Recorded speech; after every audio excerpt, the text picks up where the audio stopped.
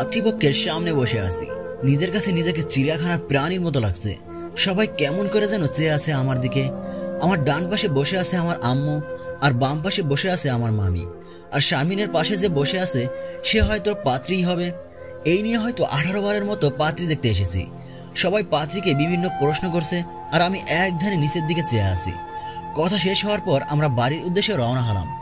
চলুন বাড়ি যেতে যেতে পরিচয়টা শেষ করি।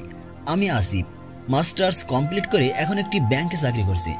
আর শারমিন হলো আমার মামাতো বোন, বয়সে 5 বছরের ছোট হবে হয়তো। ও এখন অনার্স প্রথম বর্ষের ছাত্রী। আর বর্তমানে সবাই আমার বিয়ে দেওয়ার জন্য উঠে পড়ে লেগেছে। দেখতে দেখতে আমার জন্য এই নিয়ে 18টি মেয়ে দেখেছে। এখন গল্পে ফেরা যাক। রাতে আম্মু ও শারমিন আমার ঘরে আসলো। মেয়ে পছন্দ হয়েছে? না। ফুপি, তোমার ছেলের মেয়ে পছন্দ হবে কি? তোমার ছেলে তো মেয়ের দিকে তাকায়নি। এই, তোকে এত কথা বলতে বলেছি? আচ্ছা আসিফ, তোর সমস্যা কি বলতো? ফুপি, আমার কাছে একটা বুদ্ধি আছে। কি বুদ্ধি? আমাদের আত্মীয়দের মধ্যে কারোর সাথে ভাইয়ের বিয়ে দিয়ে দাও। এই, তোকে এত পাকনামি করতে বলেছি? আম্মু যেন কি ভেবে চলে গেল।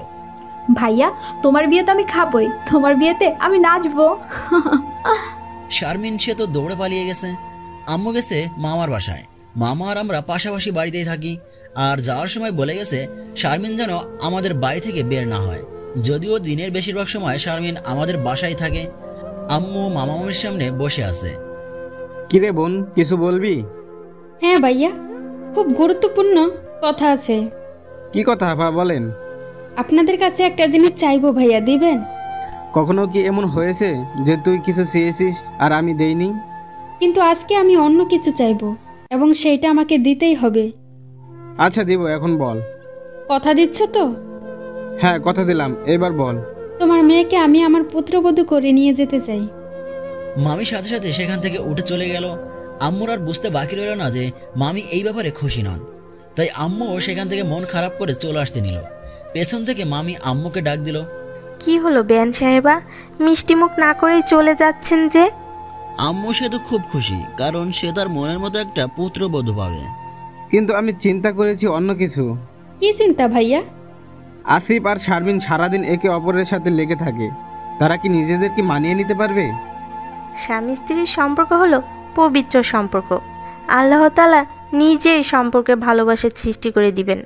আচ্ছা বাকি আল্লাহর উপর ছেড়ে দিলাম। তাহলে দিন তারিখ আমরা ঠিক করে নেই। ওদের একবার জিজ্ঞাসা করলে ভালো হতো না? তার কোনো প্রয়োজন নেই। আচ্ছা, তাহলে দিন তারিখ ঠিক করে ফেলি। আসিফ ভাইয়া, তুমি কি কিছু জানতে না? আসিফ একা একা ছাদে দাঁড়িয়েছিল। তখনই পেছন থেকে কথাটি বলল শারমিন। কোন বিষয়টা? আমাদের বিয়ের বিষয়টা। একটু আগে আসিফের আম্মু এসে আসিফকে তাদের বিয়ের কথাটা বলেছে। সাথে এও বলেছে যে আসিফ যদি এই বিয়েতে রাজি না হয় তাহলে তার মা আর কখনো তার সাথে কথা বলবে না। আম্মু একটু আগে এসে বলে গেছে। যেভাবে হোক তুমি এই বিয়েটা ক্যান্সেল করো। তুই কর। আমি বাবা মাকে না করতে পারবো না। আমি পারবো না। এতদিন তো ঠিকই না করেছিলে, তাহলে এখন সমস্যা কি? কারণ আম্মু বলে গিয়েছে যদি আমি এবার না বলি তাহলে সে আর কখনো আমার সাথে কথা বলবে না। আর তুই জানিস যে আমি আম্মুর সাথে কথা না বলে থাকতে পারি না। তাহলে তুমি শুনে রেখো, আমাকে বিয়ে করলেও কখনো স্বামীর অধিকার পাবে না। প্রয়োজন নেই আমার স্ত্রীর অধিকার। তুই শুধু আব্বু আম্মুর খেয়াল রাখিস তাহলেই হবে। এর মানে তুমি এই বিয়েটা করবেই? কি ভেবেছো? হ্যাঁ, স্বামীর অধিকার না দিলে জোর করে আদায় করে নেবে? তুই ভালো করে জানিস আমি কেমন। শারমিন রাগ করে আসিফদের বাড়ি থেকে বের হয়ে তাদের বাসায় চলে যায়। রাতে শারমিনের ঘরে। আসবো শারমিন? হ্যাঁ আম্মু, আসো। শারমিন মা, তুই কি এই বিয়েটাতে খুশি হসনি? মা দেখো, আমি আসিফ ভাইকে সব সময় ভাইয়া ভেবে এসেছি। তাকে আমি কিভাবে স্বামীর জায়গায় বসাবো বলো? জানিস তো, তোর বাবার খুব ইচ্ছে ছিল তোর সাথে আসিফের বিয়ে দিবে। প্লিজ কিছু মনে করিস না, সব ঠিক হয়ে যাবে। আচ্ছা আম্মু, যাও তো, আমায় একটু একা থাকতে দাও। দেখতে দেখতে 7 দিন চলে গেল। অর্থাৎ আজ আসিফ ও শারমিনের বিয়ে। এই 7 দিনে শারমিন আসিফদের বাসায় 2 থেকে 3 বার হয়তো গেছে। আর আসিফের সামনে তো ভুলেও আসে না, বরং কথাও বলেনি। যে শারমিন সারাদিন আসিফদের বাসায় থাকতো আর সারাদিন আসিফের সাথে দুষ্টামি করতো, সে শারমিন কিনা এমন করছে। যাক, খুব ভালোভাবে তাদের বিয়ে সম্পন্ন হলো। আসার সময় শারমিন কোনো কান্নাকাটি তো করলোই না, এবং কি সে তার বাবা মায়ের সাথে কোনো কথাই বলল না। বিপত্তি ঘটলো বাসর ঘরে। আসিফ ঘরে গিয়ে দেখলো শারমিন ঘরে নেই। হঠাৎ চোখ পড়লো বারান্দায়। শারমিন বারান্দায় দাঁড়িয়ে আছে। কি হলো, বারান্দায় দাঁড়িয়ে আছো যে?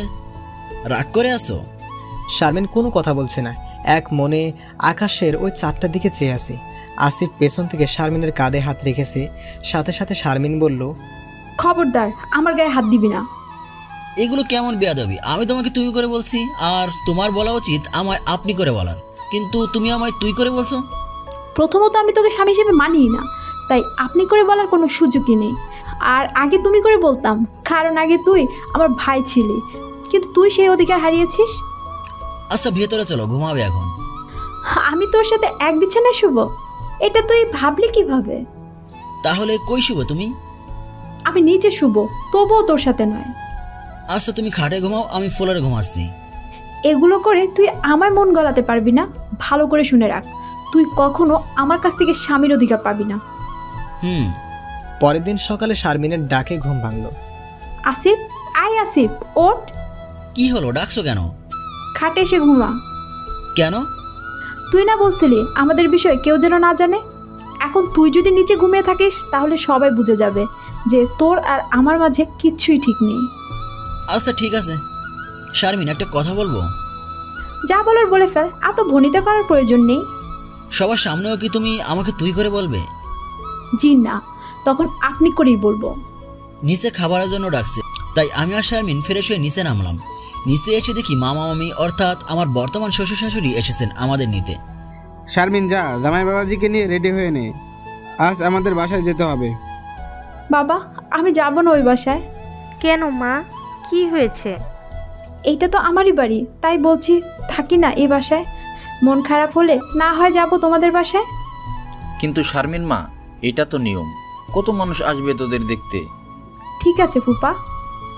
ফুফা, কিরে বাবা, বল আমাকে। ঠিক আছে বাবা। দূর, নিজের বাসায় অপমানিত হয়েছি সেটা এক হিসেব, কিন্তু শ্বশুর বাড়ি গিয়ে অপমানিত হতে হবে? চুপচাপ খাবার খেয়ে উপরে চলে গেলাম। কিছুক্ষণ পর শারমিন আসলো রুমে, এসে নিজের ব্যাগ গুছাচ্ছে, তাই আমি ওকে বললাম আমার ব্যাগটাও একটু গুছিয়ে দিবে। এমন করে কথা বলছো কেন? তোর সাথে ভালোভাবে কথা বলতে পারবো না? শারমিনের কথায় আসিফের খুব কষ্ট হচ্ছে। কোনো মানুষই তার ভালোবাসার মানুষের কাছ থেকে এতটা অবহেলা সহ্য করতে পারে না। তবুও আসিফের এই ভেবে ভালো লাগছে যে তার ভালোবাসার মানুষ তার কাছে আছে। একদিন না একদিন সে তাকে ভালোবাসি কথাটা বলবেই। এখন আসিফের শুধু সেই দিনটার অপেক্ষা। শারমিন তাদের বাসায় এসে কারোর সাথে কথা বলছে না, সে চুপচাপ হয়ে গেছে। এই বিষয়টা আর কেউ খেয়াল না করলেও মামি মানে আমার শাশুড়ি ঠিকই খেয়াল করেছে। শারমিনের ঘরে বসে আছে, আমি আবার একটু বাইরে বের হয়েছি। তখন শাশুড়ি ঘরে এসে শারমিনকে জিজ্ঞাসা করলো, শারমিন মা, তুই কি এই বিয়েটাতে খুশি হসনি? আচ্ছা আম্মু, এই কথাটা কি বিয়ের আগে জিজ্ঞাসা করা উচিত ছিল না? এর মানে তুই আসিফকে মেনে নিতে পারিসনি? আম্মু, আমি আসিফকে শুধু ভাই ভেবেছি, ওকে কখনো স্বামীর অধিকার দিতে পারবো না। মাফ করে দিস মা, আমরা না বুঝে তোদের দুইটা জীবন নষ্ট করে দিয়েছি। এইটা বলে চলে গেল। তখনই পেছন থেকে শারমিন বলে উঠল, আম্মু, ফুপি যেন এ বিষয়ে না জানে। সেদিনই আমরা আমাদের বাসায় চলে আসি। শারমিনের জন্যই আসার সময় মামা আসতে দিতে না চাইলেও মামি তেমন কোনো বাধা দেয়নি। আমাদের দেখে আব্বু আম্মু খানিকটা অবাক হয়েছে। আজ সারাদিন শারমিনের মনটা ভালো ছিল না, সারাদিনই কেমন যেন মনমরা হয়েছিল। এই শারমিন আমার খুব অচেনা। রাতে ঘরে এসে দেখি শারমিন ঘরে নেই, বারান্দায় তাকিয়ে দেখি শারমিন দাঁড়িয়ে আছে। আজকে কেন যেন আমার মন সব বাধা বিপত্তি বলে প্রেয়সীকে কাছে পেতে ইচ্ছে হচ্ছে, তাই কোনো কিছু না ভেবে শারমিনকে পেছন থেকে জড়িয়ে ধরি। ঘটনার আকস্মিকতায় শারমিন হকচকিয়ে ওঠে, পেছনে তাকিয়ে আমাকে দেখার সাথে সাথে আমাকে তার কাছ থেকে ছাড়িয়ে গালে ঠাস ঠাস করে দুটো চড় লাগিয়ে দিল। আসিফ বেকুব হয়ে গেল। আসিফ শারমিনের দিকে স্থির দৃষ্টিতে চেয়ে আছে। শারমিন বলতে শুরু করলো, জোর করে স্বামিত্ব ফালাতে চাস? কতবার বলছি আমাকে স্পর্শ করবি না? বল, আর কতবার বলতে হবে তোকে? কি ভেবেছিস বিয়ে করছিস বলে আমার উপর জোর করবি? আমার একাকিত্বের সুযোগ নিয়ে বৈধভাবে ধর্ষণ করতে চাস? কথাটা শুনে আসিফ আর নিজের মাথা ঠিক রাখতে পারলো না, ঠাস করে চড় লাগিয়ে দিল আর বলল, তোকে ভালোবেসেছি বলে বিয়ে করেছি, তোর শরীরের লোভে নয়, আর তোকে তো সেই ছোট্টবেলা থেকেই ভালোবাসি। এতদিন ধরে এত এত মেয়েকে না দেখে রিজেক্ট করেছি শুধু তোর জন্য। আর তুই কি বললি তোকে বৈধভাবে ধর্ষণ করব? আরে তোর শরীরের প্রতি লোভ থাকলে সেই বাসর ঘরেই তোকে জোর করতে পারতাম, কিন্তু কেন করিনি জানিস? সেটা কিভাবে জানবি তুই? আরে তোকে ভালোবাসা দিয়ে নিজের করতে চেয়েছি, জোর করে স্বামিত্ব ভুলিয়ে নয়। সব কথার এক কথা কি জানিস? শারমিন এখনো চুপ, তবে খুব অবাক চোখে তাকিয়ে আছে আসিফের দিকে। আসিফ আবারও বলা শুরু করলো, খুব ইচ্ছে ছিল তোকে খুব ভালোবাসবো, তোর সাথে ছোট্ট ছোট্ট খুনসুটি দিয়ে সংসার করব, কিন্তু সেটা আর হয়ে উঠলো না। আজকে একটা কথা শুনে রাখ, এমন একদিন আসবে যখন তুই আমার ভালোবাসা পাওয়ার জন্য কাঁদবি, কিন্তু আমার ভালোবাসা পাবি না। এই বলে আসিফ বারান্দা থেকে চলে গেল।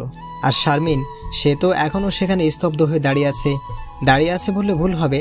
আসিফের বলা প্রত্যেকটা কথা ভাবছে, তার মাথায় কিছু আসছে না। তাই সে ঘরে চলে গেল। ঘরে গিয়ে দেখে আসিফ সোফায় শুয়ে আছে, মুখের উপর হাত দিয়ে। শারমিন বলল, খাটে গিয়ে ঘুমাও। আমি কারো কথা শুনতে বাধ্য নই, আমি নিজের মতো চলতে পছন্দ করি। এতদিন তো খাটে ঘুমানোর জন্য ব্যাকুল ছিলে। এতদিন খুব বোকা ছিলাম, তাই খাটে ঘুমাতে চেয়েছিলাম। আচ্ছা, আমি খাটের মাঝখানে একটা কোলবালিশ রেখে দিলে হবে? আমি তোর সাথে এক খাটে থাকবো, তুই এটা ভাবলি কি করে? আচ্ছা, তুমি উপরে ঘুমাও, আমি নিচে ঘুমাচ্ছি। আর কথা বাড়ালাম না, এমনি তো ওর সাথে কথা বলতে ইচ্ছে করছে না। ঘুমানোর চেষ্টা করলাম, কিন্তু না, তাতেও ব্যর্থ হলাম। চোখ বুঝলেই কানে শুধু শারমিনের একটা কথাই বারবার ভাসছে, বৈধভাবে ধর্ষণ করতে চাস আমাকে। কিছুতেই ঘুম আসছে না। একাত ওকাত করতে করতে কখন যে ঘুমিয়ে গেলাম বুঝতেই পারিনি। সকালে আম্মুর ডাকে ঘুম ভাঙলো। ঘুম থেকে উঠে ফ্রেশ হয়ে নাস্তা করে অফিসে চলে গেলাম। এর মাঝে শারমিনের সাথে কথা বলা তো দূরে থাক, তার দিকে ঘুরেও তাকাইনি। এভাবেই চলতে থাকলো আমাদের দিনগুলো। দেখতে দেখতে 7 দিন হয়ে গেল। এর মাঝে শারমিনের সাথে কথা বলিনি বললেই চলে। অপরদিকে আসিফের অবহেলা শারমিনকে খুব বেশি ভাবাচ্ছে। শারমিন বুঝতে পারছে সে আসিফকে ভালোবাসে, তাই সে সিদ্ধান্ত নিল আসিফকে তার মনের কথা বলবে। সে ভাবলো রাতে না কালকে সকালেই বলবো না, তাকে বোঝাবো আমি তাকে এখন খুব ভালোবাসি। রাতে আসিফ ঘরে এসে শারমিনের সাথে কোনো কথা না বলে ঘুমিয়ে পড়ল। সকালে আসিফ তার বুকে ভারী কিছু অনুভব করলো। সে চোখ মেলে দেখলো শারমিন তার বুকে শুয়ে আছে। খুব মায়াবী লাগছিল শারমিনের মুখটা। আসিফ শারমিনের কপালে একটা চুমু দিতেই চেয়েছিল, কিন্তু পরক্ষণেই তার সেই দিনের কথা মনে পড়ে যায়। সাথে সাথে সে শারমিনকে ধাক্কা মেরে নিচে ফেলে দেয়। শারমিন তাল সামলাতে না পেরে নিচে পড়ে যায়। পাশের ছোট্ট টেবিলে কপাল লেগে কপালের কোণাটা কেটে যায়। সেখান থেকে তীর করে রক্ত পড়তে লাগলো। আসিফের সেদিকে কোনো খেয়াল নেই। আসিফ বলতে শুরু করলো, তোকে আর কতবার বলবো তুই আমার কাছে আসবি না? তোকে দেখতে ইচ্ছে করে না আমার। তুমি এটা কি করছো সেটা কি একবার দেখছো? সেটা দেখার কোনো ইচ্ছা নেই আমার। তুই খাটে কেন এসেছিস? তোকে দেখতে আমার ভালো লাগে না। আচ্ছা, তবে তাই হবে। কোথায় যাচ্ছিস? তুমি না চলে যেতে বললে। এইভাবে বাইরে যাবি আর সবাইকে বলবি যে আমি তোকে মেরে বের করে দিয়েছি? যা, আগে ঔষধ লাগা, তারপর বাইরে চলে যা। অফিসে যাওয়ার আগে যেন তোকে না দেখি। রাতে আমি ঘুমানোর পর রুমে আসবি, আর সকালে ঘুম থেকে ওঠার আগে বাইরে চলে যাবি। শারমিন ঔষধ লাগিয়ে সম্মতিসূচক মাথা নাড়িয়ে বাইরে চলে গেল। বাইরে যাওয়ার পর নিজ কি রে শারমিন মা, তোর কপালে কি হয়েছে? নিশ্চয়ই আসিফ কিছু বলেছে। দাঁড়া মা, ওকে এখনই ডাকছি। ছি ছি বাবা, কি বলছেন? উনি আমার কিচ্ছু বলেনি। তাহলে কিভাবে হয়েছে এমনটা? আমি খাট থেকে পড়ে গিয়েছিলাম, আর আপনি তো জানেন আসিফ কেমন, ও আরো আমাকে বকেছে, পড়ে গেছি তাই। এভাবে যেতে যেতে 5 দিন অতিবাহিত হয়ে গেল। এই 5 দিনে শারমিন একবারও আসিফের সামনে আসেনি। আসিফের কেমন যেন লাগলো, যদিও তার সামনে আসেনি, তবুও মনের ভুলেও একবার হলেও তো পড়তো। তাই আসিফ তার আম্মুকে জিজ্ঞেস করলো, আম্মু শারমিনকে দেখছে না যে? ও তো ওদের বাসায় গেছে। কবে? কবে মানে কি, তুই কি জানিস না?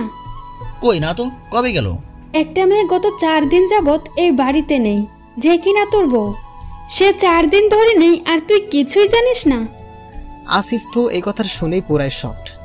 আসিফের আর বুঝতে বাকি রইল না যে মেয়েটা খুব অভিমান করেছে।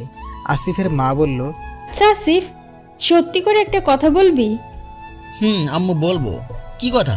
তুই আর শারমিন কি এই বিয়েটা মন থেকে মেনে নিসনি? আসলে আম্মু আমি কোনো মানে শুনতে চাইনি, যা হয়েছে তাই বল। তারপর আম্মুকে সব বলতে লাগলাম। আম্মু আমার কথা শুনে পুরোই থ হয়ে রইল। আম্মু শুধুমাত্র একটা কথাই বল, কালকে সকালের মধ্যে যেন আমি আমার বৌমাকে এই বাড়িতে দেখতে পাই।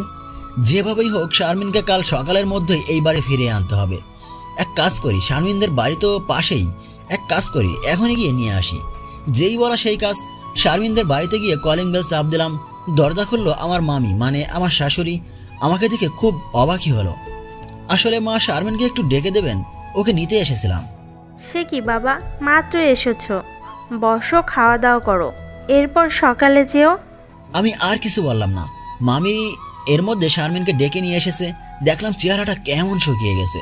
এর মধ্যে মামি আর আম্মুকে কল করে জানিয়ে দিয়েছে আমরা কাল যাব। খাওয়া শেষ করে ঘরে গিয়ে আমার চোখ চরক গাছ। ঘরে গিয়ে দেখি শারমিন নিচে বিছানা করে শুয়ে আছে, আর আমার জন্য খাটে বিছানা করে রেখেছে। শারমিন, ওপরে আসো। সমস্যা নেই, আপনি ঘুমান, আমি নিচেই ঠিক আছি। একটা কথা বলবো? বলুন। এই কয়দিন ঠিক মতো খাওয়া দাওয়া করেনি কেন? কে বললো আপনাকে? আমি সময় মতো আমার খাবার ঠিকই খেয়েছি। সেটা তো দেখতেই পারছি। তুমি উপরে এসে ঘুমাও, তা না হলে আমি এখনই চলে যাব। শারমিন আর কথা বাড়ালো না, চুপচাপ এসে খাটের এক কর্নারে এসে শুয়ে পড়লো। আর দুইজনের মধ্যে একটা ভারত পাকিস্তান বর্ডার দিয়ে রেখেছে। দেখে মনে হচ্ছে খুব ক্লান্ত, তাই তো শোয়ার সাথে সাথেই ঘুমিয়ে পড়েছে। আমার ভালো লাগছিল না, তাই রুমের মধ্যে হাঁটাহাঁটি করছিলাম। এরই মধ্যে চোখ পড়লো টেবিলে রাখা একটি ডায়েরির উপরে। ডায়েরিটা দেখে মনে হলো শারমিনেরই হবে, তাই আর কিছু না ভেবে ডায়েরিটা পড়া শুরু করলাম। আমার স্ত্রীর ডায়েরি, আমি ধরতেই পারি। ডায়েরিটা খোলার সাথে সাথেই দেখতে পেলাম প্রথম পেজে বড় করে লেখা আমার স্বপ্ন। এটা দেখে বুঝতে পারলাম এটা পড়লে আমার পাগনিটার স্বপ্ন সম্পর্কে জানতে পারবো। খুব আগ্রহ সহকারে পড়া শুরু করলাম। ডায়েরির পরের পেজে, আমার খুব ইচ্ছা আমার বিয়ের দিন বাসর ঘরে বসে থাকবো, আমার বরের জন্য অপেক্ষা করতে থাকবো, আর আমার ঘরটা সাজানো থাকবে বেলি ফুল দিয়ে। হঠাৎ দরজা খোলার শব্দ পেয়ে কেঁপে উঠবো আমি। তারপর বিছানা থেকে নেমে আমার বরকে সালাম করব। ততক্ষণ ধরে সালাম করব যতক্ষণ না সে আমাকে উঠাবে। বাসর ঘরে আমি তার কাছে শুধু একটা জিনিসই চাইবো, প্রতিদিন রাতে তার বুকে ঘুমানোর অধিকার। আচ্ছা, সে কি আমার এই অধিকারটা দিবে? আমি খুব অবাক হলাম তার এই স্বপ্নের কথা জেনে। তার এত স্বপ্নগুলো কি সে মাটি চাপা দিল? আর পারলাম না, ডায়েরিটা ব্যাগে ভরে নিলাম। ঘুমাতে হবে, তা না হলে সকালে উঠতে পারবো না। আজকেও আমার বুকটা কেমন যেন ভারী ভারী লাগছে। চোখ মেলতে চাইছি কিন্তু পারছি না। হঠাৎ বুকটা কেমন যেন ভেজা ভেজা লাগছে। ঘুমটা ভেঙে গেল। চোখ মেলে চেয়ে দেখি শারমিন আমার বুকে শুয়ে আছে, আর চোখ দিয়ে টপ টপ করে পানি পড়ছে। এর মানে শারমিন এখনই জেগেই রয়েছে। খুব মায়াবী লাগছে মেয়েটাকে। আমি আলতোভাবে জড়িয়ে ধরলাম শারমিনকে, আর অমনি শারমিন হকচকিয়ে গেল। এরপর শারমিন বলল, আসলে সরি, বুঝতে পারিনি তখন যে ওখানে মানে আপনার বুকে চলে গিয়েছি। সমস্যা নেই। আপনি ফ্রেশ হয়ে নিচে যান, ব্যাগ গুছিয়ে আসছি। আম্মু বলেছে আপনার সাথে যেতে। আচ্ছা, তাহলে আমি নিচে যাই, তুমি আসো। নেবেন তো আমায় আপনার সাথে? তোমাকে নিতেই তো এসেছি আমি, তাহলে তোমাকে না নেওয়ার কোনো প্রশ্নই আসে না। ধন্যবাদ। ধন্যবাদ দেওয়ার কারণ জানতে পারি? সেদিন জড়িয়ে ধরেছিলাম বলে বিছানা থেকে ফেলে দিয়েছিলেন, কিন্তু আজ তো করেননি, তাই। আসিফ নিচে চলে গেল। নিচে গিয়ে শ্বশুর শাশুড়ির সাথে কথা বলে নাস্তা সেরে নিল। এরপর আসিফ, শারমিন আর শারমিনের আম্মু চলে গেল আসিফদের বাসায়।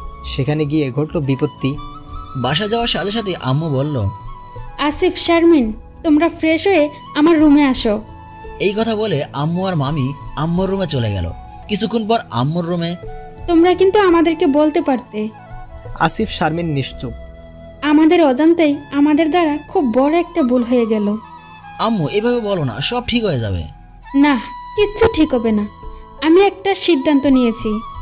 আমি আর শারমিন খুব ভয়ার্ত চোখে আম্মুর দিকে তাকালাম। আম্মু যা বললো তা শুনে পুরোই থ মেরে গেলাম।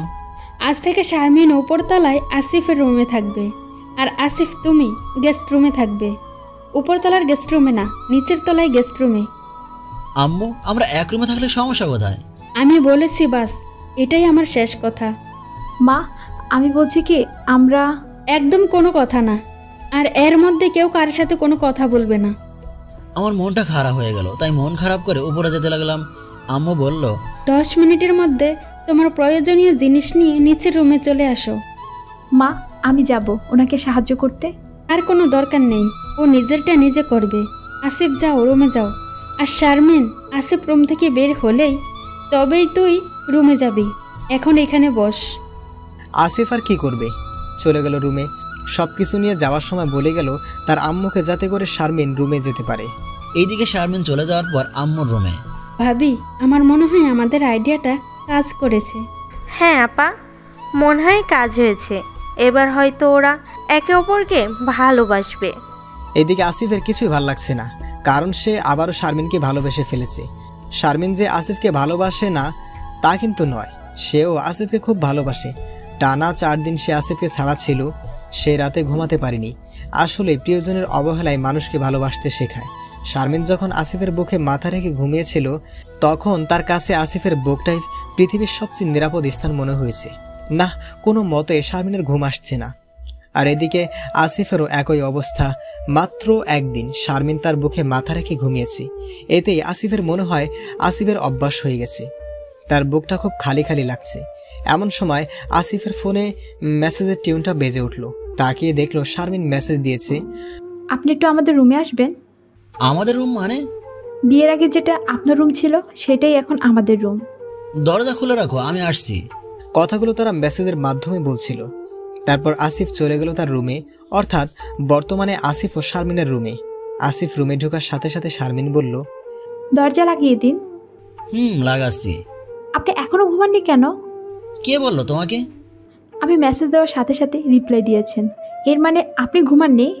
তুমি ঘুমাওনি কেন? আসলে আমার ঘুম আসছিল না। কেন? আসলে এতদিনে আমার একটা বদভ্যাস হয়ে গেছে। কেমন বদঅভ্যাস?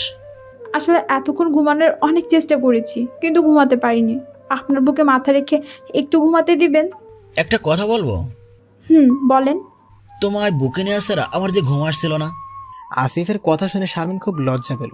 তারপর আর কি, আসিফ শুয়ে পড়ল আর শারমিন আসিফের বুকে মাথা দিয়ে শুয়ে পড়ল। দুইজনে চুপ করে শুয়ে আছে। নিরাপত্তা ভেঙে শারমিন বলল, আপনার কাছে একটা জিনিস চাইবো, দিবেন? কি? প্রতি রাতে আপনার বুকে মাথা রেখে ঘুমানোর অধিকার দেবেন কি আমায়? আপনি যদি আমাকে স্ত্রীর মর্যাদা না দেন তাতেও কোনো সমস্যা নেই। আপনার বুকটা আমার কাছে খুব নিরাপদ স্থান মনে হয়। তার আগে আমি একটা কথা বলবো, সেটা যদি করতে পারো তাহলে ভেবে দেখবো। কি কথা বলেন? আপনি যা বলবেন সব করব। কি হলো, বলবো? বলেন। আমি যদি তোমার স্ত্রীর মর্যাদা না দিই তাহলে কি তুমি জোর করে আদায় করে নিতে পারবে? এই কথাটা শুনে শারমিন তো খুশিতে আত্মহারা। অবশেষে আসিফ তাকে মাফ করে দিয়েছে। শারমিন এত খুশি হয়েছে যে সে আসিফের বুকে একটা কামড় বসিয়ে দিয়েছে। আউট! এটা কি ছিল? আমাদের প্রথম লাভ বাইট। রাতে তারা ছোট্ট ছোট খুনসুটি করতে করতে কখন যে ঘুমিয়ে গেছে বলতেই পারে না। এখন তারা আসিফের আম্মুর সামনে মাথা নিচু করে দাঁড়িয়ে আছে। কিছুক্ষণ আগে শারমিন ঘুম থেকে উঠে দেখে আসিফ তাকে আষ্টে পৃষ্ঠে ভাবে জড়িয়ে ধরে আছে। শারমিন আসিফকে ডাকছে, এই যে শুনছেন, উঠুন, অনেক সময় হয়ে গেছে। প্লিজ আর একটু ঘুমাতে দাও। আপনার এখন নিচে গেস্ট রুমে থাকার কথা ছিল, কিন্তু আপনি এখনো এই রুমে। এইটা যদি আম্মু জানতে পারে কি হবে বুঝতে পারছেন? এতক্ষণে আসিফের হুঁশ ফিরেছে। হুঁশটা একটু দেরিতেই ফিরেছে। একটা কথা আছে না, যেখানে বাঘের ভয় সেখানে সন্ধ্যা হয়। ঠিক ধরেছেন। আসিফের আম্মু দরজা টোকাচ্ছেন। বর্তমানে ফেরা যাক। এইটা তোমরা মোটেও ঠিক করনি। আমি তোমাদের আলাদা রুমে থাকতে বলেছিলাম, অত্যন্ত পক্ষে আমার কাছে অনুমতি নিতে পারতে। আসলে আম্মু, আমার খুব একা ভয় করছিল, তাই ওনাকে আমার রুমে আসতে বলেছি। সত্যি কথা বলছো তো? কিন্তু আমি তো জানি তুমি একা থাকলে ভয় পাও না। আচ্ছা আসিফ, তুই যা, আমি শারমিনের সাথে কথা বলছি। আসিফ চলে গেল তার রুমে আর শারমিন রয়ে গেল তার শাশুড়ির রুমে। আম্মু জিজ্ঞাসা করলো, কি হয়েছে মা, আমাকে বল। শারমিন আমতা আমতা করছিল আর খুব লজ্জা পাচ্ছিল। তখন আবার আম্মু বলল, লজ্জা পাচ্ছিস কেন? আমি শুধু তোর শাশুড়ি না, তোর পুপিও লাগি আর মাও লাগি। এবার শারমিন একটু সাহস পেল। সে তাকে সবকিছু খুলে বলল। এই কথা শুনে আম্মু সে তো মুসকি মুসকি হাসছে, আর শারমিন সে তো লজ্জায় একেবারে শেষ হয়ে যাচ্ছে। এর মধ্যে আম্মু বলল, তোদেরকে আমি মাফ করে দিতে পারি এবং এক রুমে থাকার অনুমতিও দিতে পারি, তবে একটা শর্ত আছে। কি শর্ত? আমাকে খুব শীঘ্রই দাদি ডাক শোনাতে হবে। এই কথা শুনে তো শারমিন এক দৌড়ে উপরে চলে গেল। কি হলো, এত হাবাচ্ছ কেন? আসলে আম্মু কি কিছু বলেছে? না। আজকে সারাদিনটা কিভাবে যে কেটে গেল বলতেই পারলো না। এর চেয়ে বড় কথা, আজকে সারাদিন আর একবারও শারমিনের সাথে কথাও হয়নি। আম্মু আজ শারমিনকে ছাড় চাই না, দৌড় ভাল লাগে না। আজকে সারাদিন বাসায় ছিলাম কিন্তু শারমিনের সাথে কথাই হলো না। রাতে খাওয়ার পর আমি শুয়ে আসছি। কিছুক্ষণ পর শারমিন এলো ঘরে, এসে সবকিছু করে শুয়ে পড়লো আমার বুকে। আমি বললাম, শারমিন। এই শারমিন, বলো না, শুনছি তো। একটা জিনিস চাইবো, দেবা? কি বলো? তুমি তো আমার সব। তুমি চাওয়ার পরও যদি সেটা থাকার সামর্থ্য থাকলে না দেই তাহলে তো আল্লাহ নারাজ হবেন। সত্যি দিবা তো? বলো। আমার মায়ের ইচ্ছাটা পূরণ করবা? বুঝলাম না। সকালে আম্মু তোমাকে কি বলেছে আমি সব শুনেছি। আমার আম্মুর ইচ্ছাটা পূরণ করবা প্লিজ। কি হলো, কিছু বলো। আসিফ শারমিনের মাথাটা উঠিয়ে দেখে সে লজ্জায় পুরো লাল হয়ে গেছে। কি হলো, আমার লজ্জাবতী লজ্জা পেয়েছে বুঝি? যা দুষ্ট। বলেই কিল ঘুষি শুরু। তারপর আর কি দুইজন ডুব দিল ভালোবাসার সাগরে।